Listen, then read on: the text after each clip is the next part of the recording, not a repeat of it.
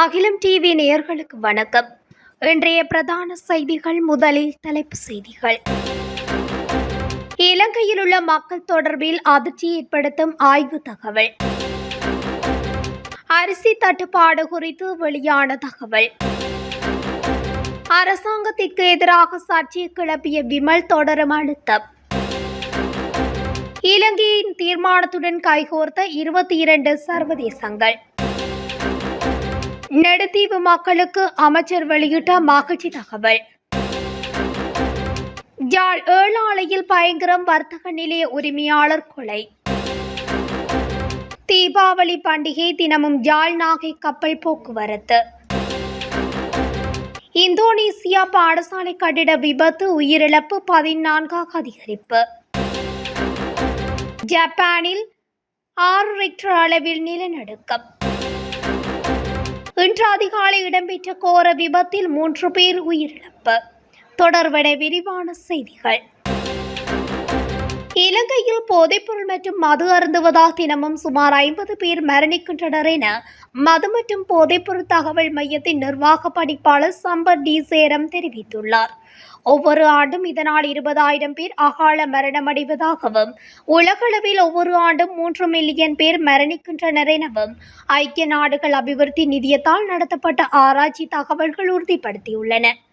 நாட்டில் ஏற்படும் இறப்புகளில் 83% தொற்று அல்லாத நோய்களால் ஏற்படுகின்றன. இறப்புகளில் 1 தொடக்கம் 4 இறப்புகள் மது அருந்துவதால் ஏற்படுவதாக ஆய்வுகள் தெரிவிக்கின்றன. 2023ஆம் ஆண்டில் ஐக்கிய நாடுகள் அபிவிருத்தி நிதியம் நடத்திய ஆராய்ச்சியில் அந்த ஆண்டு இலங்கையில் மது அருந்துவதால் ஏற்பட்ட சுகாதார மற்றும் பொருளாதார செலவுகள் 237 பில்லியன் ரூபாய் என்றும், ஆனால் குறித்த ஆண்டுக்கான கலால் வருவாய் ரூபாய் 181.1 பில்லியன் என்றும் சுட்டிக்காட்டியுள்ளது. நெல் உற்பத்தியில் ஏற்பட்டுள்ள அடிப்படை பிரச்சினையே கீரி சம்பா அரிசியின் தற்போதைய பற்றாக்குறைக்கு காரணம் என்று தொழிலதிபர் அரளிய அரிசி நிறுவன உரிமையாளர் டட்லி சிறிசேன தெரிவித்துள்ளார். கொழும்பில் இன்று செய்தியாளர்களின் கேள்விகளுக்கு பதிலளிக்கும் போது அவர் இந்த கருத்தை வெளியிட்டுள்ளார். இதற்கிடையில் அதிக விலைக்கு அரிசி விற்பனை செய்யும் வணிகங்களை கண்டறிய நுகர்வோர் விவகார அதிகார சபை தொடர்ந்து சோதனை நடத்தி வருகின்றது. சம்பா அரிசியை கிராமுக்கு 310க்கு விற்பனை செய்த விற்பனையாளர் குற்றத்தை ஒப்புக்கொண்டதை அடுத்து அபராதமும் விதிக்கப்பட்டுள்ளதாக குறிப்பிட்டுள்ளார். தேசிய சுதந்திர முன்னணியின் தலைவர் விமல் வீரவன்சவிற்கு போலீசார் அழைப்பாணை விடுத்துள்ளனர். நாளை காலை 10 மணிக்கு தங்காலை போலீஸ் நிலையத்தில் முன்னிலையாகுமாறு அவருக்கு அழைப்பாணை விடுக்கப்பட்டுள்ளது. பெலியத்தி சனா எனப்படும் நபர் தொடர்பில் ஊடகங்களுக்கு வழங்கிய அறிக்கை தொடர்பிலான உண்மைகளை விசாரிக்க இந்த அழைப்பாணை விடுக்கப்பட்டுள்ளதாக தெரிவிக்கப்படுகின்றது. ஜனாதிபதி அனுர அண்மையில் தென் மாகாணத்துக்கு விஜயம் செய்திருந்த போது புவத் தண்டாவே சனா என்ற நபரின் வீட்டுக்கு சென்றதாகவும் அங்கு உணவு உட்கொண்டதாகவும் விமல் வீரவன்ச தகவல் வெளியிட்டிருந்தார். பாரிய போதைப்பொருள் கடத்தல் விவகாரம் தொடர்பில் குறித்த சனா என்ற நபர் கைது செய்யப்பட்டுள்ள நிலையில் விமல் வீரவன்சவின் குற்றச்சாட்டு அடிப்படையற்றது என பிரதி அமைச்சர் ருவான் செனரத் தெரிவித்திருந்தார். இந்நிலையில் மக்களை திசை திருப்பும் வகையிலும் போலியான தகவல்களை வெளியிட்டமைக்காக விமல் வீரவன்சவிற்கு எதிராக சட்ட நடவடிக்கை எடுக்கப்பட்டுள்ளது. இலங்கையில் நல்லிணக்கம், பொறுப்புக்கூறல் மற்றும் மனித உரிமைகளை மேம்படுத்துவதற்கான மனித உரிமைகள் ஆணையகத்தின் ஆணையை நீடிப்பதற்கான திருத்தப்பட்ட வரைவில் இணை அனுசரணை வழங்க 22 நாடுகள் கையொப்பமிட்டுள்ளன. கடந்த செப்டம்பர் மாதத்தின் தொடக்கத்தில் சமர்ப்பிக்கப்பட்ட இந்த வரைவு தீர்மானத்தின் முக்கிய ஆதரவாளர்களாக பிரித்தானியா, கனடா, மலாவி, மொண்டினீக்ரோ மற்றும் வடக்கு மெசிடோனியா ஆகியவை உள்ளன. குறித்த தீர்மானத்துக்கு ஆதரவு வழங்கியுள்ள நிலையில் முக்கியமாக ஐரோப்பிய நாடுகள் அக்டோபர் 1ஆம் தேதி அன்று சமர்ப்பிக்கப்பட்ட திருத்தப்பட்ட வரைவு தீர்மானத்திற்கு இணை அனுசரணையாளர்களாக கையொப்பமிட்டுள்ளன. இலங்கை தீர்மானத்தை ஆதரிக்கும் 27 நாடுகளில் 10 நாடுகள் தற்போதைய சுழற்சிக்கான ஐக்கிய நாடுகளின் உறுப்பினர்களாக உள்ளதாக தகவல்கள் தெரிவிக்கின்றன. இந்த நிலையில் குறித்த தீர்மானம் அக்டோபர் 8ஆம் தேதி பரிசீலனைக்கு எடுத்துக் கொள்ளப்படும்.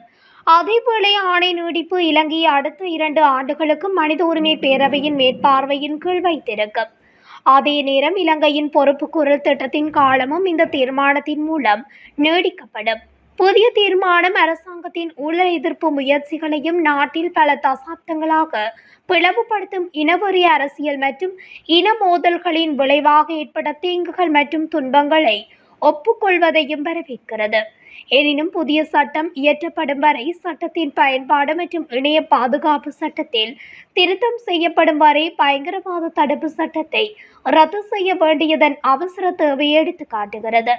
சர்வதேச உதவியை நாடவும் இது அரசாங்கத்தை வலியுறுத்துகிறது. இது ஒரு சுயாதீனமான பொது வழக்குரைஞர் அமைப்பை நிறுவுவதற்கான அரசாங்கத்தின் உறுதிப்பாட்டை பாராட்டுடன் ஒப்புக்கொள்கிறது. அதே நேரத்தில் இது முற்றிலும் சுயாதீனமாகவும் பயனுள்ளதாகவும் வலுவாகவும் இருக்க வேண்டும் என்று வலியுறுத்துகிறது.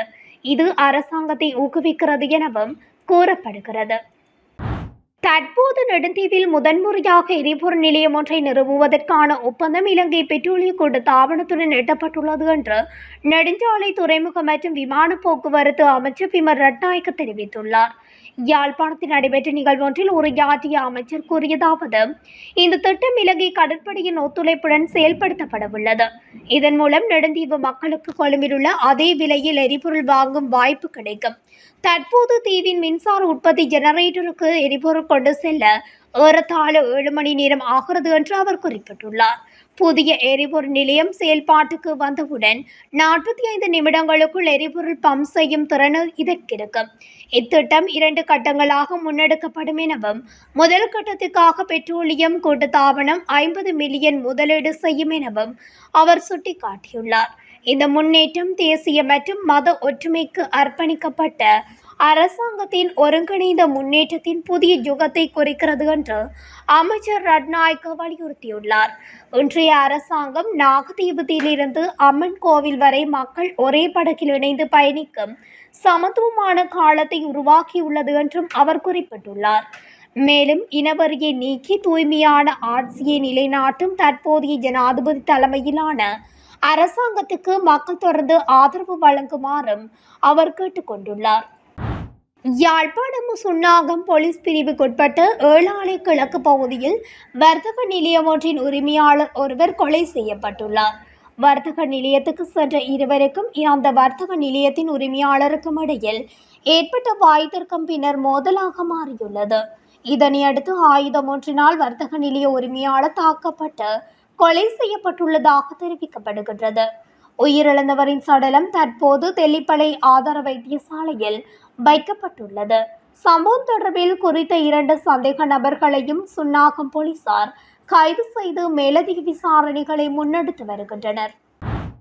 யாழ்ப்பாணம் காங்கேசன்துறைக்கும் நாகப்பட்டினத்திற்கும் இடையேயான பயணிகள் கப்பல் போக்குவரத்து சேவையை வாரத்தில் அனைத்து நாட்களிலும் முன்னெடுப்பதற்கு தீர்மானிக்கப்பட்டுள்ளது. தீபாவளி பண்டிகையை முன்னிட்டு இந்த மாதம் 8ஆம் தேதி முதல் இந்த மாதம் 28ஆம் தேதி வரையில் நாளாந்தம் குறித்த கப்பல் சேவை இடம்பெறும் என சிவகங்கை கப்பல் நிறுவனத்தின் இலங்கைக்கான பணிப்பாளர் KM.S. சீலன் தெரிவித்துள்ளார்.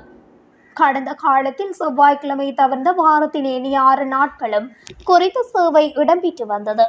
இந்நிலையில் பண்டிகை காலத்தில் அனைத்து நாட்களிலும் சேவையை வழங்கும் நோக்கில் இந்த தீர்மானம் மேற்கொள்ளப்பட்டுள்ளது. அத்துடன் இக்கப்பல் சேவையில் தீர்வையற்ற கடை தொகுதியும் புதிதாக இணைக்கப்பட்டுள்ளது. இந்தோனேசியாவில் பாடசாலை கட்டிடம் இடிந்து விழுந்த விபத்தில் உயிரிழந்த மாணவர்களின் எண்ணிக்கை 14ஆக உயர்ந்துள்ளது. அந்த நாட்டின் ஜாவா தீவில் உள்ள சிடோர்ஜோ நகரில் திங்கட்கிழமை இடிந்து விழுந்த அந்த பாடசாலை கட்டிட இடிபாடுகளில் இருந்து மேலும் 6 உடல்கள் மீட்கப்பட்டதை தொடர்ந்து அந்த எண்ணிக்கை அதிகரித்துள்ளது. இடிபாடுகளிடையே இன்னும் சுமார் 50 மாணவர்கள் சிக்கியுள்ளதால் உயிரிழப்பு எண்ணிக்கை மேலும் அதிகரிக்கும் என்று அஞ்சப்படுகிறது. தொடக்கத்தில் மீட்புக் குழுவினர் கைகளால் இடிபாடுகளை அகற்றி மீட்பு பணியில் ஈடுபட்டு வந்தனர். பின்னர் விபத்து பகுதியில் யாரும் உயிருடன் இருப்பதற்கான அறிகுறிகள் தென்படாததை அடுத்து வியாழக்கிழமை முதல் கனரக இயந்திரங்களை கொண்டு இடிபாடுகள் அகற்றப்பட்டு வருகின்றன. 100 ஆண்டுகளை கடந்த அந்த கட்டிடம் இடிந்து விழுந்த போது 12 முதல் 19 வரையிலான வயதுடைய மாணவர்கள் அதில் சிக்கினர். மாணவிகள் கட்டிடத்தின் வேறொரு பகுதியில் தொழுகை நடத்தி கொண்டிருந்ததால் இந்த விபத்தில் இருந்து தப்பியதாக அதிகாரிகள் தெரிவித்தனர். ஜப்பானின் கொன்ஷு கிழக்கு கடற்கரைக்கு அருகில் 6 ரிக்டர் அளவில் நிலநடுக்கம் ஏற்பட்டுள்ளதாக ஜெர்மனியின் அறிவியல் ஆராய்ச்சி மையம் தெரிவித்துள்ளது. இந்த நிலநடுக்கம் 10 கிலோமீட்டர் ஆழத்தில் ஏற்பட்டுள்ளதாகவும் தெரிவிக்கப்பட்டுள்ளது. நாரம்பல குருநாகல் வீதியின் நாரம்பல நகருக்கு அருகில் இன்று அதிகாலையில் லொரியொன்று இலங்கை போக்குவரத்து சபை பேருந்துடன் மோதியதில் 3 பேர் உயிரிழந்தனர். விபத்தில் லொரியின் சாரதி ஆணொருவர் மற்றும் பெண்ணொருவருமாக 3 உயிரிழந்ததாக தெரிவிக்கப்படுகின்றது.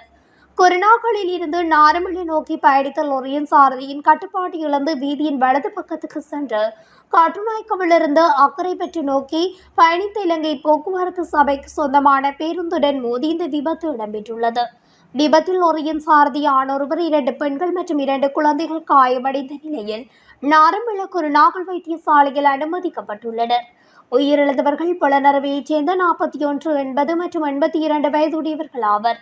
லொரியில் பயணித்த 40 வயதுடைய பெண், 16 மற்றும் 9 வயதுடைய 2 சிறுமிகள் இன்னும் குருநாகல் வைத்தியசாலையில் சிகிச்சை பெற்று வருகின்றனர்.